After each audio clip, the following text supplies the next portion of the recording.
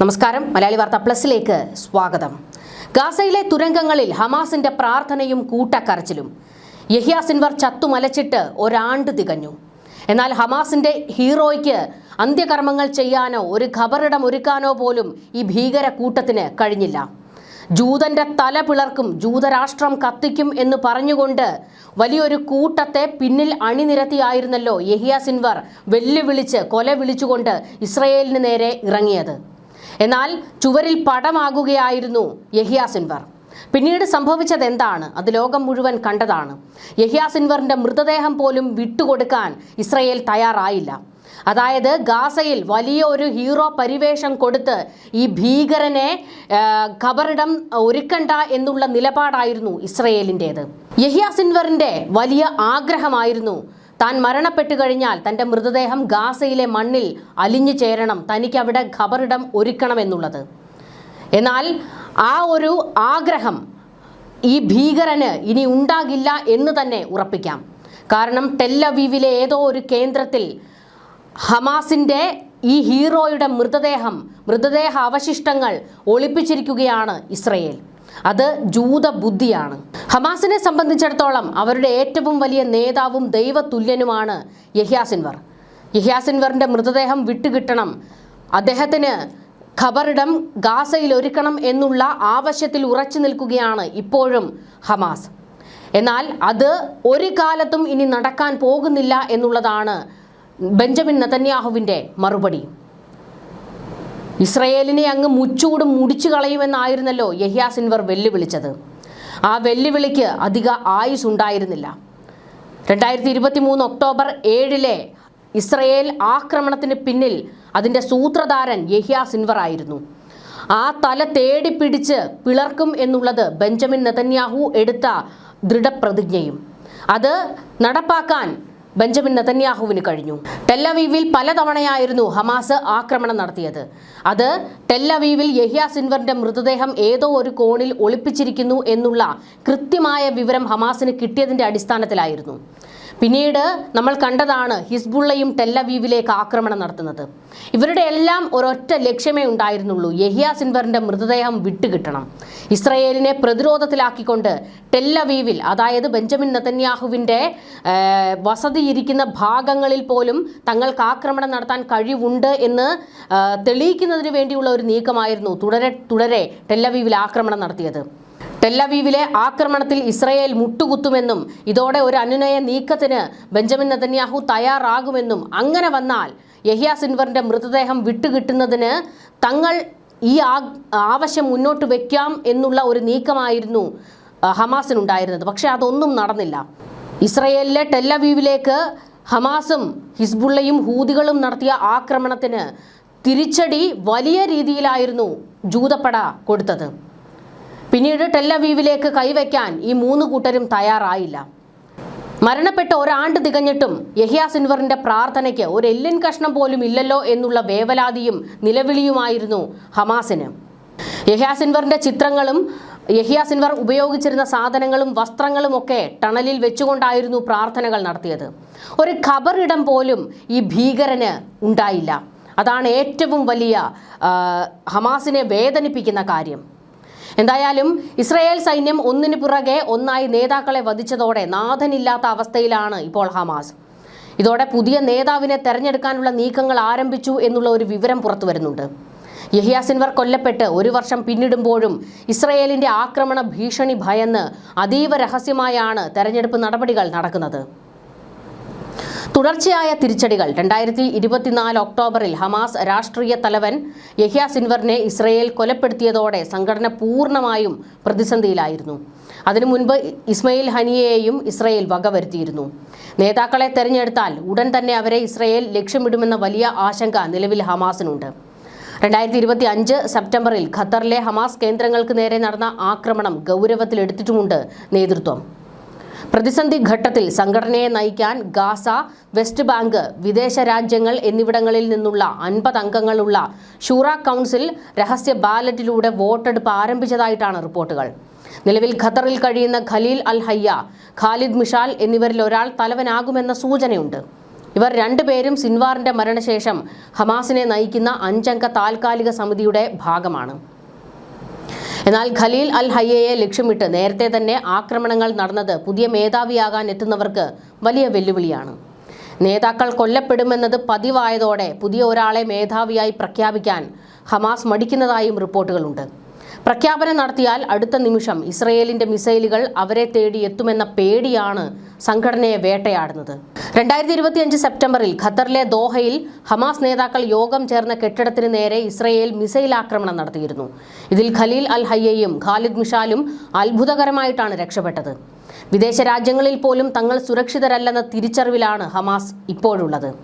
Ismail Haniyeh, Yahya Sinwar, Mohammed Deif തുടങ്ങിയ മുൻനിര നേതാക്കളെയെല്ലാം ചുരുങ്ങിയ കാലയളവിനുള്ളിൽ ഇസ്രയേൽ വകവരുത്തിയിരുന്നു.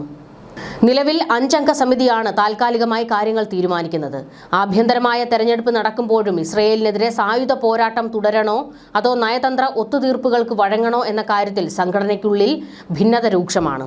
US പ്രസിഡന്റ് ഡൊണാൾഡ് ട്രംപിന്റെ പുതിയ നിലപാടുകളും ഹമാസിന് മേൽ സമ്മർദ്ദം വർദ്ധിപ്പിക്കുന്നുണ്ട്. ഹമാസ് നേതൃത്വത്തെയും അതുപോലെ അണികളെയും സംബന്ധിച്ചിടത്തോളം അവർക്ക് വലിയ തിരിച്ചടിയാണ് ഏറ്റിരിക്കുന്നത്.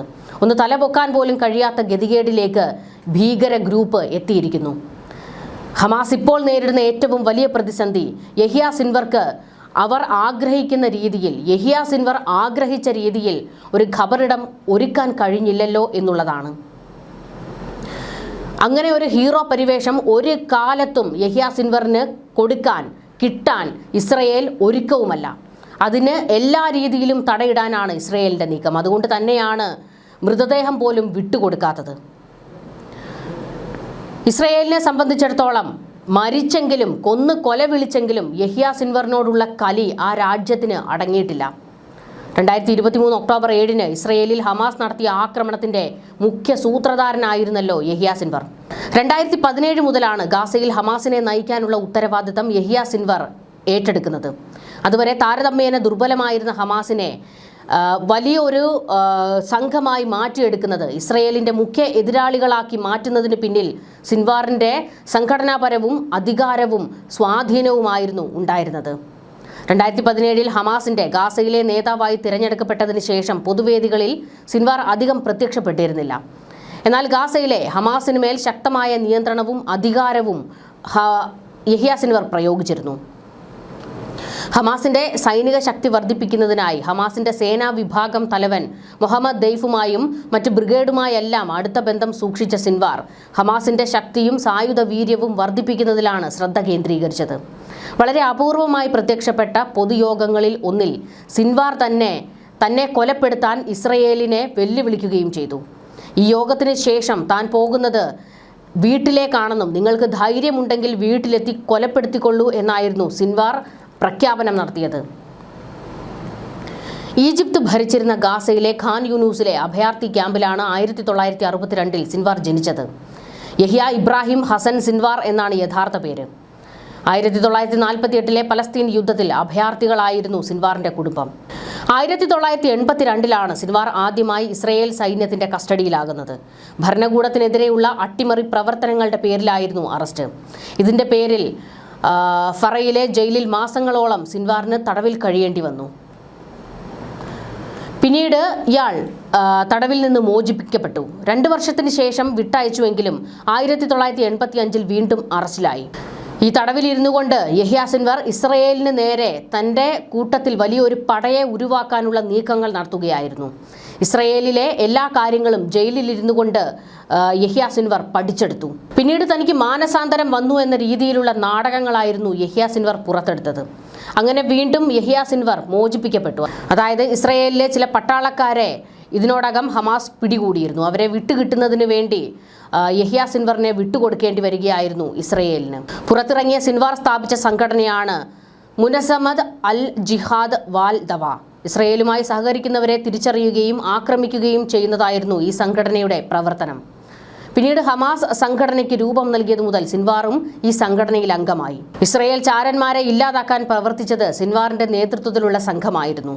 1989 2 ഇസ്രയേൽ സൈനികരും 4 പലസ്തീനികളും കൊല്ലപ്പെട്ടതുമായി ബന്ധപ്പെട്ട സംഭവത്തിൽ പങ്കുണ്ടെന്നാരോപിച്ച് സിൻവാറിനെ ഇസ്രയേൽ വീണ്ടും കസ്റ്റഡിയിലെടുത്തു. കൊലപാതകത്തിൽ പങ്കുള്ളതായി സിൻവാർ സമ്മതിച്ചു. സൈനികരെ ശ്വാസം മുട്ടിച്ച് കൊലപ്പെടുത്തിയെന്നായിരുന്നു സിൻവാർ കുറ്റസമ്മതം നടത്തിയത്. ഈ സംഭവത്തോടെയാണ് സിൻവാറിന് ഖാൻ യൂനൂസിന്റെ കശാപ്പുകാരൻ എന്ന് പേര് ചാർത്തി കിട്ടിയത്. പിന്നീട് വീണ്ടും യഹ്യ സിൻവർ ഇസ്രായേൽ തടവിൽ നിന്ന് രക്ഷപ്പെടുന്നു. 2011 കുറ്റവാളി കൈമാറ്റത്തിന്റെ ഇളവിലാണ് മറ്റ് 1026 തടവുകാരോടൊപ്പം സിൻവാറും ജയിൽ മോചിതനായത്. ഹമാസ് ബന്ദിയാക്കിയ ഫ്രഞ്ച് ഇസ്രയേലി സൈനികൻ ഗിലാദ് ഷാലറ്റിനെ മോചിപ്പിക്കുന്നതിന് പകരമായി സിൻവാറിനെ വിട്ടയക്കുകയായിരുന്നു. പിന്നീട് ഗാസയിലെത്തിയ യഹ്യ സിൻവർ ഹമാസിനെ വീണ്ടും ശക്തിപ്പെടുത്താനുള്ള നീക്കങ്ങൾക്ക് തുടക്കം കുറിക്കുകയായിരുന്നു. 2015 അമേരിക്ക യഹ്യ സിൻവറിനെ പ്രത്യേക തീവ്രവാദിയായി പ്രഖ്യാപിച്ചു. ഇതേ വർഷം തന്നെ അമേരിക്കയും യൂറോപ്യൻ യൂണിയനും ഏതാനും രാജ്യങ്ങളും ഹമാസിനെയും ഇസാദ് ദിൻ അൽ ഖാസിം ബ്രിഗേഡിനെയും തീവ്രവാദ സംഘടനയായി പ്രഖ്യാപിച്ചു. 2023 ഒക്ടോബർ 7 ഇസ്രയേലിൽ നടന്ന ആക്രമണത്തിന് പകരമായി ഗാസ മുച്ചൂട് മുടിക്കാൻ ഇറങ്ങിപ്പുറപ്പെട്ട ഇസ്രയേൽ സൈന്യത്തിന് വലിയ തിരിച്ചടി ഉണ്ടാക്കിയത് ഗാസയിലെ തുരങ്കങ്ങളായിരുന്നല്ലോ. ഈ തുരങ്കങ്ങളുടെ സൂത്രധാരൻ യഹ്യ സിൻവർ ആയിരുന്നു. ആക്രമണത്തിൽ നിന്ന് രക്ഷ തേടാൻ ഗാസയിൽ വ്യാപകമായി തുരങ്കങ്ങൾ നിർമ്മിക്കാമെന്ന ആശയം പ്രാവർത്തികമാക്കിയത് സിൻവാറിന്റെ നേതൃത്വത്തിലായിരുന്നു. അതുകൊണ്ട് തന്നെ തുരങ്കങ്ങളുടെ സൂത്രധാരൻ എന്നും സിൻവാർ അറിയപ്പെട്ടു. ഗാസയിലെ ഖാൻ യൂനൂസിൽ വിഹരിച്ചിരുന്ന ആളാണ് യഹ്യ സിൻവർ. ഗാസയുടെ ഓരോ മുക്കുമൂലയും വീടെന്ന പോലെ ഇയാൾക്കറിയാം. അതുകൊണ്ട് തന്നെ ഇസ്രയേലിന്റെ കണ്ണിൽപ്പെടാതെ ഗാസയിൽ ഒളിച്ചിരിക്കുക എന്നത് സിൻവാറിന് എളുപ്പമായ കാര്യമായിരുന്നു. യാതൊരു ഇലക്ട്രോണിക് സംവിധാനങ്ങളും ഉപയോഗിക്കാതെയാണ് ഗാസയിലും പശ്ചിമേഷ്യയിലെ മറ്റു ഭാഗങ്ങളിലുമുള്ള ഹമാസ് പ്രവർത്തകരുമായി സിൻവാർ ആശയവിനിമയം നടത്തിയിരുന്നത്. ഫോൺ മുഖേനയോ മറ്റു മാർഗങ്ങളിലൂടെയോ ഉള്ള ആശയവിനിമയം ഇസ്രയേൽ ചോർത്താൻ സാധ്യതയുണ്ടെന്ന് കണക്കിലെടുത്ത് ഈ രഹസ്യ സ്വഭാവം കാത്തു സൂക്ഷിച്ചത്. അതീവ സുരക്ഷയിലായിരുന്നു സിൻവാർ ജീവിക്കുന്നത് എന്ന് പിന്നീട് പല റിപ്പോർട്ടുകളിലൂടെ നമ്മൾ കണ്ടതാണ്. തുരങ്കങ്ങളിലും മറ്റു ഒളി സങ്കേതങ്ങളിലും മാറിക്കൊണ്ടേയിരുന്നു, ഒരു പെരിച്ചാഴിയെ പോലെ. കൂടെ എല്ലായ്പ്പോഴും സുരക്ഷയ്ക്കായി ഹമാസ് പ്രവർത്തകരും ഉണ്ടായിരുന്നു. എന്നാൽ എത്രയൊക്കെ സുരക്ഷാ സംവിധാനങ്ങൾ ഉണ്ടായിരുന്നിട്ടും ഇതേ ഗാസയിലിട്ട് തന്നെയായിരുന്നു യഹ്യ സിൻവറിന്റെ തല ജൂതപ്പട പിളർത്തിയത്. മൊസാദിന്റെ കൃത്യമായ നീക്കമായിരുന്നു ഇതിനു പിന്നിൽ പ്രവർത്തിച്ചത്. News desk plus.